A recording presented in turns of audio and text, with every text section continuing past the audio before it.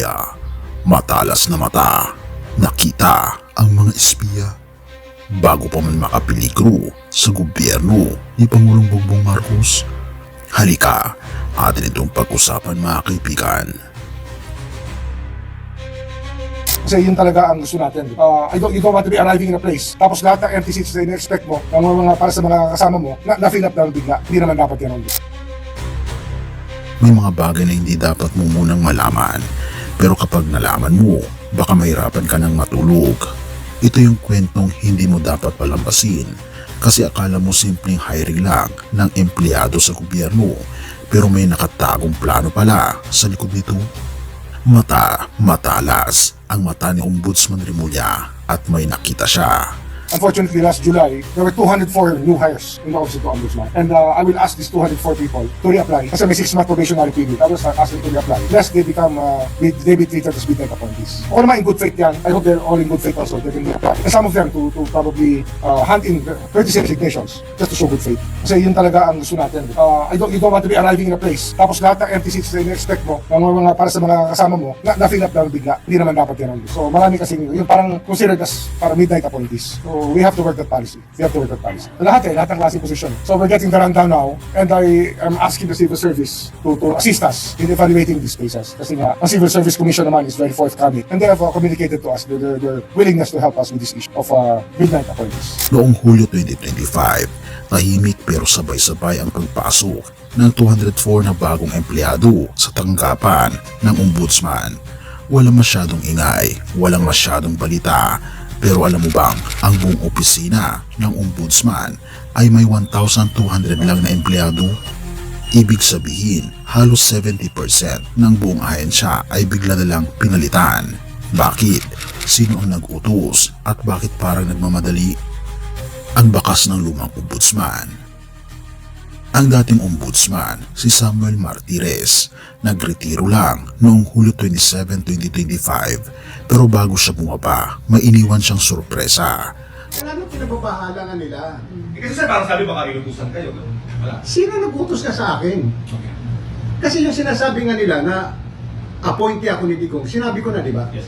204 na bagong tao na pumasok bago siya tuluyang nagpaalam. Marami ang nagsabi, ito raw ay tinatawag na midnight appointments, mga huling sandali ng kapangyarihan, ginagamit para maglagay ng mga tao bago mawala sa pwesto. Ngunit kung totoo ito, bakit tila tahimik ang lahat? Mahigit 200 umanay midnight appointee sa Ombudsman. Pinagsusumiti ng courtesy resignation ni Ombudsman Boying Rimulya. Ngayon pumasok si Ombudsman Rimulya. Nang umupo si Ombudsman Rimulya, hindi siya nagpalukot sa tahimik na simoy ng opisina. Matalas ang mata, mabilis magduda. Tila sabi niya, hindi ako papayag na may mga taong nakapasok dito nang walang maayos na proseso.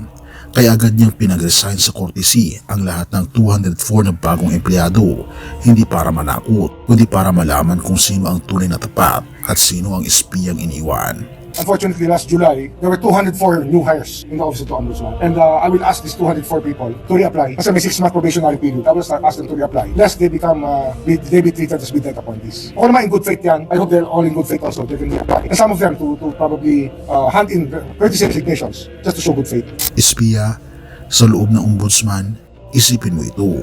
Ang Ombudsman ang bantay laban sa mga tiwaling opisyal. Kung may espiya sa loob, sino ang magbabantay sa bantay? May mga bulong na ilan sa mga baong hire ay malalapit sa dating Ombudsman na baka may mga source pa rin siya sa loob. At kung totoo ito, delikado ito sa gobyerno ni Pangulong Bongbong Marcos. Isang maling galaw lang kasi pwedeng may labas sa labas ang mga sensitibong kaso bago pa man makilos ni Rimulya. Pero hindi lahat ng 204 ay masasama. May ilan dyan nag-apply lang ng normal, walang alam sa politika. Pero ang problema, hindi mo agad malalaman kung sino ang totoo at sino ang tago. Kaya sabi ni Rimulya, reapply lahat. Kung malinis ang hangarin, walang dapat katakutan. Pero kung may tinatago, baka sa mismong proseso ng reapplication, lumabas ang baho. At ito ang mas malalim na tanong, bakit ngayon lang napansin? Kung 204 ang biglang pumasok, bakit walang alarma noon pa? At kung may nagmamasid noon pa, bakit hinintay pa ni Rimulya bago ito ilantad? May nagkukubli ba ng katotohanan o mas malala pa, May mas mataas bang nagmamanipula ng lahat ng ito? Hindi ito simpleng isyu ng trabaho. Ito ay usapin ng tiwala, kapangyarihan at seguridad ng bansa. At ang tanong ngayon, makikita kaya ni Ombudsman Remulla ang lahat ng espiya bago sila makapinsala sa gobyerno ni PBBM? Ang tanong, totoo ba na may espiya sa loob? Sana ay hindi. Have mercy, O God, at purihin ang ating Panginoong Diyos. Sa lahat ng ingay, investigasyon at mga taong nagtatago ng lihim, may isang katotohanan hindi kailanman nagbabago. Ang tunay na hustisya ay galing sa ating Panginoong Diyos. Sabi sa Galatia 6 verses 7 to 9, huwag kayong padaya.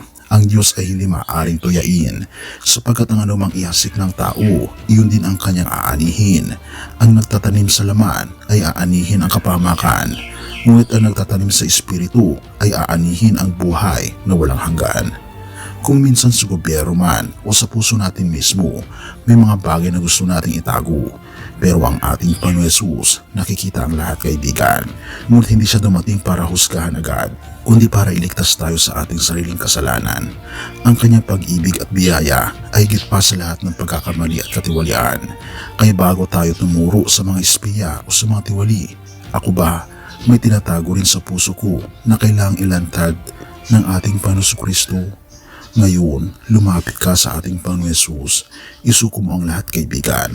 Ang takot, ang galit at pagdududa, dahil sa Kanya may kapatawaran at may panibagong simula. At higit sa lahat, may katiyakang hindi kailanman tatalikod ang ating Panginoong Diyos sa anak niyang lumalapit ng buong puso. Purihin ang ating Panginoong Diyos at tayo manalangin. Ama naming Diyos na makapangyarihan sa lahat, salamat po sa liwanag ng iyong salita. Turuan niyo po kaming magtiwala sa iyong katarungan, hindi sa hustisya ng mundo. Linisin niyo po ang aming mga puso mula sa kasinungalingan, inggit at takot. Punuin niyo po kami ng iyong pag-ibig, biyaya at habag, upang sa bawat desisyon namin ay maipakita namin ang aming Panginoon Kristo. Tulungan niyo po kami maging tapat sa maliit man o malaki, at ituwid niyo po kami kapag kami lumilihis sa daan ng katotohanan. Pinupuri po namin kayo at pinapasalamatan, O aming Panginoong Diyos, sa inyo pong kabutihan sa amin, at patuloy niyo po kaming gabayan at alagaan, at patawarin po kami sa lahat ng aming mga pagkukulang at pagkakasala. At salamat po sa pagdinig ng aming mga panalangin, sapagkat ito po ang aming samot hiling sa matamis na pangalan ng aming Panginoon Hesus. Amen.